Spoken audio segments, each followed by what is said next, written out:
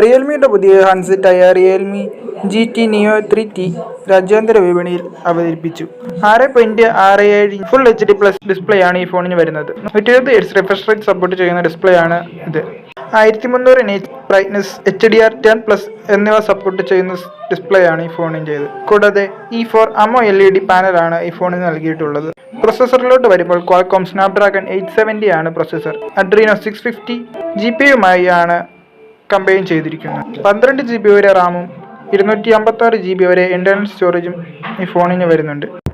Android 12 OS അടിസ്ഥാനമാക്കിയുള്ള Realme UI 3.0 ഉപയോഗിച്ചിട്ടാണ് phone എത്തുന്നത്. കൂടാതെ വേപ്പർ കൂളിംഗ് പോലെയുള്ള ഫീച്ചറുകളും 5 GB വരെ വെർച്വൽ റാമും ഇൻക്രീസ് ചെയ്യുന്നതിനുള്ള ഓപ്ഷനും ഈ ഫോണിലുണ്ട്. ട്രിപ്പിൾ റിയർ ക്യാമറയാണ് ഫോണിന് വരുന്നത്. 64 മെഗാപിക്സലിന്റെ മെയിൻ സെൻസർ, 8 മെഗാപിക്സലിന്റെ ക്യാമറ, 2 മെഗാപിക്സലിന്റെ സെൽഫിക്കായി 16 മെഗാപിക്സലിന്റെ ക്യാമറയാണ് കൊടുത്തിട്ടുള്ളത്. 80 വാട്ട് ഫാസ്റ്റ് ചാർജിംഗ് സപ്പോർട്ട് ചെയ്യുന്ന 5000 mAhൻ്റെതാണ് ബാറ്ററി. റിയൽമി GT Neo 3യുടെ ഇന്ത്യയിലെ പ്രാരംഭ വില ഏകദേശം 36,500 രൂപയാണ്. ഇന്ത്യയിലെ ലോഞ്ചിനെ പറ്റിയുള്ള ഒഫീഷ്യൽ അറിയിപ്പുകളൊന്നും ഇതുവരെ വന്നിട്ടില്ല.